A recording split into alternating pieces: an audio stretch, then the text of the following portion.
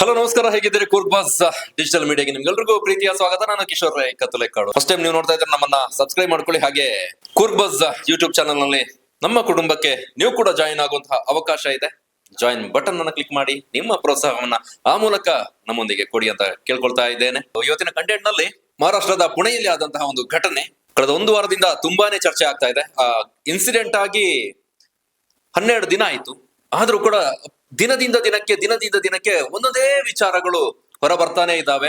ಮದುವೆ ಆಗ್ಬೇಕಾಗಿದ್ದಂತಹ ಯುವಕ ಯುವತಿ ಆ ಯುವಕನನ್ನ ತನ್ನ ಭಾವಿ ಪತಿ ಆಗ್ಬೇಕಿದ್ದವನ ಪ್ರಾಣ ತೆಗೆದಂತಹ ವಿಚಾರ. ಇದು ಕಥೆ ಅಲ್ಲ, ನೈಜ ಘಟನೆ. ನಿಮ್ಗೆಲ್ರಿಗೂ ಗೊತ್ತಿದೆ, ಎಂಗೇಜ್ಮೆಂಟ್ ಆಗಿತ್ತು, ಅದ್ಧೂರಿಯಾಗಿ ಎಂಗೇಜ್ಮೆಂಟ್ ಮಾಡಿದ್ರು. ಮುಂದಿನ ನವೆಂಬರ್ ನಲ್ಲಿ ವೈಭವೋಪೇತವಾಗಿ ಒಂದು ಮದುವೆಗೆ ಬೇಕಾದಂತಹ ಸಿದ್ಧತೆಯನ್ನು ಕೂಡ ಮಾಡ್ಕೊಳ್ತಾ ಇದ್ರು. ರಾಜಸ್ಥಾನದ ಅರಮನೆಯನ್ನು ಕೂಡ ಬುಕ್ ಮಾಡಲಾಗಿತ್ತು.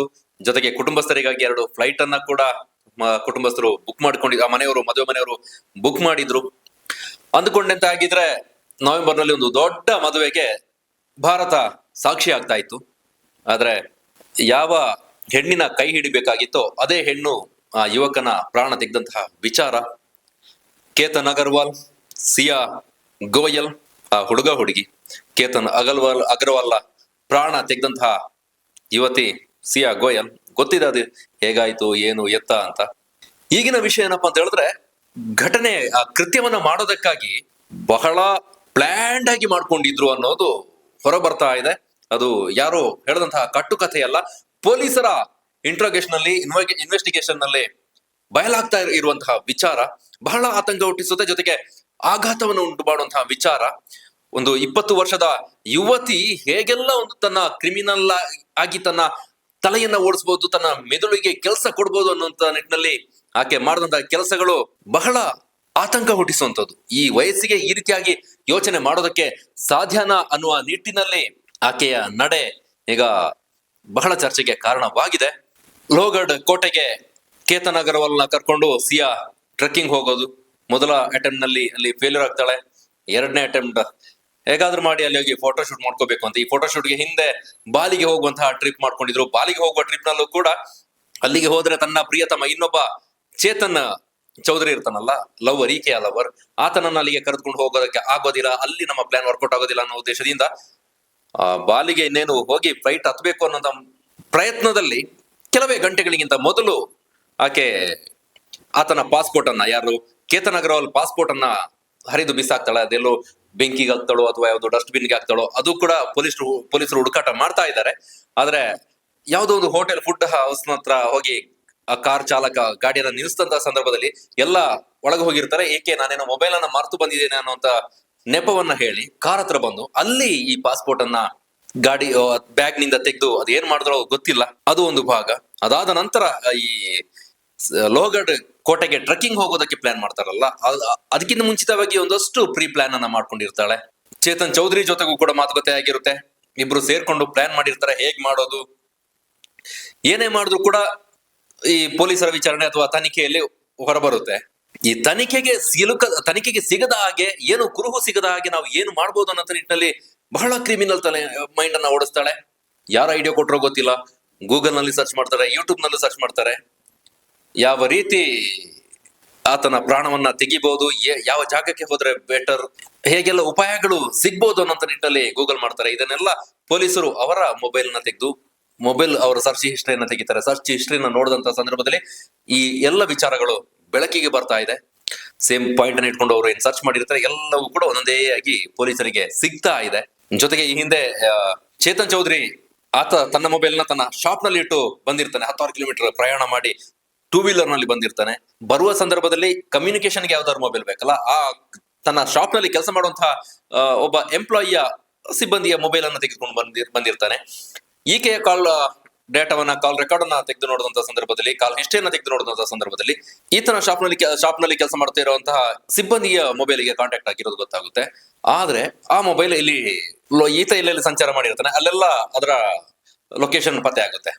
ಹಾಗಾಗಿ ಆ ಸಿಬ್ಬಂದಿಯ ಮೊಬೈಲ್ ಅನ್ನ ಈತ ತೆಗೆದುಕೊಂಡು ಬಂದಿದ್ದಾನೆ ಅನ್ನೋದು ಕನ್ಫರ್ಮ್ ಆಗುತ್ತೆ. ಅಲ್ಲೂ ಕೂಡ ಅವರು ಬಹಳ ಟೆಕ್ನಿಕಲಿ ಯೋಚನೆ ಮಾಡಿದ್ದಾರೆ. ಈತ ತಾನು ಮೊಬೈಲ್ ತೆಗೆದುಕೊಂಡು ಬಂದ್ರೆ ಟ್ರೇಸ್ ಮಾಡೋಕೆ ಈಸಿ ಆಗುತ್ತೆ. ಆಫೀಸಲ್ಲಿ ಇರೋ ಮೊಬೈಲ್ ತೆಗೆದುಕೊಂಡು ಬಂದ್ರೆ ಅಷ್ಟು ಸುಲಭವಾಗಿ ಪತ್ತೆ ಹಚ್ಚೋದಕ್ಕೆ ಸಾಧ್ಯ ಆಗೋದಿಲ್ಲ ಅನ್ನೋ ನಿಟ್ಟಿನಲ್ಲಿ ಯೋಚನೆ ಹರಿಸಿರ್ತಾರೆ. ಆದ್ರೆ ನಮ್ಮ ಪೊಲೀಸರು ಬಿಡ್ತಾರ? ಅದನ್ನು ಕೂಡ ಪತ್ತೆ ಮಾಡಿದ್ದಾರೆ. ಅದಾದ ನಂತರ ಕೋಟೆಯ ಮೇಲೆ ಹೋಗಿ, ಲೋಹಗಢ ಕೋಟೆಯ ಮೇಲೆ ಹೋಗಿ ಅಲ್ಲಿ ಹೇಗೆ ಈತನನ್ನ ಪ್ರಪಾತಕ್ಕೆ ತಳ್ಬೋದು ಅನ್ನೋಂಥ ನಿಟ್ಟಿನಲ್ಲಿ ಐಡಿಯಾ ಮಾಡ್ತಾರಲ್ಲ, ಅಷ್ಟು ಸುಲಭ ಅಲ್ಲ. ಇಬ್ರು ಹೋಗಿರ್ತಾರೆ, ಹುಡುಗ ಹುಡುಗಿ, ಜೊತೆಗೆ ಮೂರನೇ ವ್ಯಕ್ತಿಯ ಸಹಾಯವನ್ನು ಕೂಡ, ಸಹಾಯ ಅಂದ್ರೆ ಪ್ಲಾನ್, ಯೋಜನೆಯನ್ನ ಮಾಡ್ಕೊಂಡಿರ್ತಾಳೆ. ಚೇತನ್ ಚೌಧರಿಯ ಸಹಾಯದೊಂದಿಗೆ ಇದನ್ನ ಮಾಡ್ಬೇಕು ಅನ್ನೋಂತ ಪ್ಲಾನ್ ಆಗಿರುತ್ತಲ್ಲ, ಅಲ್ಲಿ ಇವರು ಬಹಳ ಕೋಡ್ ವರ್ಡ್ ಅನ್ನೋದಕ್ಕಿಂತ ಸನ್ನೆಯನ್ನ, ಹೇಗೆ ಹೇಳಿದ್ರೆ, ನಾನು ಒಂದ್ ವೇಳೆ ಇಲ್ಲಿ ಹೋಗಿ ಕೂತ್ರೆ ಅದು ಇದರ ಸೂಚನೆ, ಇಲ್ಲಿ ಎದ್ದು ನಿಂತರೆ ಇದರ ಸೂಚನೆ, ಅಕ್ಕಪಕ್ಕ ಜೊತೆಗೆಲ್ಲೇ ಕೂತಿದ್ರೆ ಅದು ಮತ್ತೊಂದು ಸೂಚನೆ, ದೂರ ಕೂತ್ರೆ ಅದು ಇನ್ನೊಂದೇನೋ ಕೆಲಸ ಮಾಡ್ಬೇಕು ಅದರ ಸೂಚನೆ ಅನ್ನೋ ನಿಟ್ಟಿನಲ್ಲಿ ಮೊದಲೇ ಪ್ಲಾನ್ ಮಾಡ್ಕೊಂಡಿರ್ತಾರೆ. ಹೇಗೆ ಹೇಳಿದ್ರೆ, ಸಿಯಾ ಗೋಯಲ್, ಕೇತನ್ ಅಗರ್ವಾಲ್ ಇಬ್ರು ಮೇಲೆ ಹೋಗಿದ್ದಾರೆ. ಈತ ಚೇತನ್ ಚೌಧರಿ ಹಿಂದಿಂದ ಫಾಲೋ ಮಾಡಿದ್ದಾನೆ. ಫ್ಲೋರ್ ಹಾಕಿ, ಔಡಿ ಹಾಕಿ, ಹೆಡ್ಫೋನ್ ಎಲ್ಲ ಸಿಕ್ಸ್ಕೊಂಡು ಬಹಳ ಧಾಮ್ ಆಗಿ ಎಂಟ್ರಿ ಕೊಟ್ಟವನು. ಮೇಲೆ ಹೋದ ನಂತರದಲ್ಲಿ ಇವರೊಂದು ವ್ಯೂ ಪಾಯಿಂಟ್ ನಲ್ಲಿ ಕೂರ್ತಾರೆ. ಕೂತಂತ ಸಂದರ್ಭದಲ್ಲಿ ಯಾವಾಗ ಆತನನ್ನ ತಳ್ಳಬೇಕು ಅಂತ, ಈತ ಯಾವುದೊಂದು ಮರೆಯಲ್ಲಿ ಕುಳಿತಿರ್ತಾನೆ. ಮೊದಲೇ ಪ್ಲಾನ್ ಮಾಡ್ಕೊಂಡಿರ್ತಾರೆ. ರಿಹರ್ಸಲ್ ಅನ್ನ ಆಲ್ರೆಡಿ ಕೆಲವು ಹಿಂದೆನೆ ಈ ಸಂದರ್ಭ ಹೇಗೆಲ್ಲ ಮಾಡ್ಬೋದು ಅನ್ನೋದ್ರ ಕುರಿತಾಗಿ ಅವರು ಟ್ರಯಲ್ ಅನ್ನ ನೋಡಿರ್ತಾರಂತೆ. ಇವ್ರ ಮೇಲೆ ಹೋಗಿ ಕೂತಂತ ಸಂದರ್ಭದಲ್ಲಿ ಈಕೆ ಕೈಯಲ್ಲಿ ಬಾಟಲ್ ಇರುತ್ತೆ, ಬಾಟಲಿಯಲ್ಲಿ ನೀರು ಕುಡಿಯೋದು. ನೀರು ಕುಡಿದಂತಹ ಸಂದರ್ಭದಲ್ಲಿ ಈತ ಯಾರು ಚೇತನ್ ಚೌಧರಿ ಬಂದು ಕೇತನ್ ಅಗರ್ವಾಲ್ ತಳ್ಳಬೇಕು. ಇಲ್ಲ, ಸೆಕೆಂಡ್ ಆಪ್ಷನ್, ಈಕೆ ಬಗ್ಗಿ ತನ್ನ ಕಾಲಿನ ಶೂನ ಲೇಸ್ ಕಟ್ಟುವ ರೀತಿಯಲ್ಲಿ ನಾಟನೆ ಮಾಡ್ತಾಳೆ. ಆ ಸಂದರ್ಭದಲ್ಲಿ ಈತ ಎದ್ದು ಬಂದು ಇವನ್ನ ತಳ್ಳಬೇಕು. ಯಾರನ್ನ? ಕೇತನ್ ಅಗರ್ವಾಲ್ನ. ಅದು ಅಷ್ಟು ಸುಲಭನ? ಒಂದು ವೇಳೆ ಇಬ್ಬರು ಅಕ್ಕಪಕ್ಕ ಕುಳಿತುಕೊಂಡ್ರೆ, ಕೇತನ್ ಅಂಡ್ ಸಿಯಾ ಅಕ್ಕಪಕ್ಕ ಕುಳಿತುಕೊಂಡ್ರೆ, ಹಿಂದೆಯಿಂದ ಇಕ್ತ ಬಂದು ತಳ್ಳದ ಅಂತ ಹೇಳಿದಾಗ ತಕ್ಷಣಕ್ಕೆ ಗಾಬರಿಯಾಗಿ ಈಕೆಯನ್ನು ಕೂಡ ಜೊತೆಗೆ ಎಳೆಯುವಂತ ಸಾಧ್ಯತೆ ಅಥವಾ ಬಚಾವಾಗೋದಕ್ಕೆ ಹಿಡಿಯುವಂತಹ ಸಾಧ್ಯತೆ. ಆ ಸಂದರ್ಭದಲ್ಲಿ ಈಕೆಯನ್ನು ಕೂಡ ಎಳೆದುಕೊಂಡು ಹೋಗುವಂತಹ ಸಂದರ್ಭ ಇರುತ್ತೆ, ಸಾಧ್ಯತೆ ಹೆಚ್ಚಿರುತ್ತೆ. ಹಾಗಾಗಿ ಅಲ್ಲೂ ಕೂಡ ಇವರು ಬಹಳ ಮುಂದೆ ಹೋಗಿ ಯೋಚನೆ ಮಾಡ್ತಾರೆ. ಅಕ್ಕಪಕ್ಕ ಕುಳಿತಂತ ಸಂದರ್ಭದಲ್ಲಿ ಯಾವುದೇ ರೀತಿಯಾದಂತಹ ಚಟುವಟಿಕೆ ಅಲ್ಲಿ ಆಗೋದೆ. ಚಟುವಟಿಕೆ ಅಂದ್ರೆ ಇವನು ಹಿಂದೆಯಿಂದ ಬಂದು ತಳ್ಳುವಂತೆ ಇಲ್ಲ. ಅದನ್ನ ಇವರಿಬ್ರು ಮಾತಾಡ್ಕೊಂಡಿರ್ತಾರೆ. ಯಾರು? ಚೇತನ್ ಚೌಧರಿ ಅಂಡ್ ಸಿಯಾ. ಇಲ್ಲಿ ಪಾಪ ಅಮಾಯಕ ಕೇತನ್ಗೆ ಅದೇನು ಗೊತ್ತಿರೋದಿಲ್ಲ. ನನ್ನ ಜೊತೆಗಾರ್ತಿ, ಭವಿಷ್ಯದ ಪತ್ನಿ, ಭಾವಿ ಪತ್ನಿ, ಇನ್ನೊಂದು 3-4 ತಿಂಗಳು ಕಳೆದ್ರೆ ಹೊಸ ಜೀವನಕ್ಕೆ, ದಾಂಪತ್ಯಕ್ಕೆ ಕಾಲಿಡಬೇಕು, ಸಪ್ತಪದಿ ತುಳಿಬೇಕು, ಅದ್ಧೂರಿಯಾದಂತಹ ಮದುವೆಗೆ ಪ್ಲಾನ್ ಆಗಿದೆ, ಒಂದು ರಾಜ ವೈಭವದ ವಿವಾಹಕ್ಕೆ ಸಾಕ್ಷಿಯಾಗ್ಲಿಕ್ಕಿದ್ದೇನೆ, ಏನೋ ಭವಿಷ್ಯದ ಕನಸನ್ನ, ಬೇರೆ ಬೇರೆ ರೀತಿಯಾದಂತಹ ಕಲ್ಪನೆಯನ್ನ ಮಾಡ್ಕೊಂಡು ಜೊತೆಗೆ ಪಾಲ್ಗೊಂಡಿರ್ತಾನೆ. ಹೇಗೋ ಬಾಲಿಯಲ್ಲಿ ಫೋಟೋಶೂಟ್ ಮಾಡೋದು ತಪ್ಪಿದೆ, ಈ ಮೂಲಕವಾದ್ರೂ ಆ ಆಸೆಯನ್ನು ಈಡೇರಿಸ್ಕೊಳ್ಳೋಣ ಅನ್ನುವಂಥ ನಿಟ್ಟಿನಲ್ಲಿ ಯೋಚನೆ ಮಾಡಿಸ್ಕೊಂಡು ಅವನು ಆತನದ್ದೇ ಯೋಚನೆಯಲ್ಲಿ ಇರ್ತಾನೆ. ಈಕೆ ಮಾತ್ರ, ನಾವು ಡಿಸ್ಟೆನ್ಸ್ ಅನ್ನ ಯಾವಾಗ ಮೇಂಟೈನ್ ಮಾಡಿರ್ತೀವಿ, ಈತ ಒಂದು ಅಂತರದಲ್ಲಿ ಕೂತಿರ್ತಾನೆ, ನಾನು ಒಂದಷ್ಟು ದೂರದಲ್ಲಿ ಕೂತಿರ್ತೀನಿ. ಆ ಸಂದರ್ಭದಲ್ಲಿ ನಾನು ನೀರು ಕುಡಿಯೋದಕ್ಕೆ ಬಾಟ್ಲಿಯನ್ನ ಕೈಗೆ ಎತ್ಕೊಳ್ತೇನೆ, ಅಥವಾ ಬಗ್ಗಿ ನನ್ನ ಶೂ ಲೇಸ್ ಅನ್ನ ಕಟ್ತೇನೆ.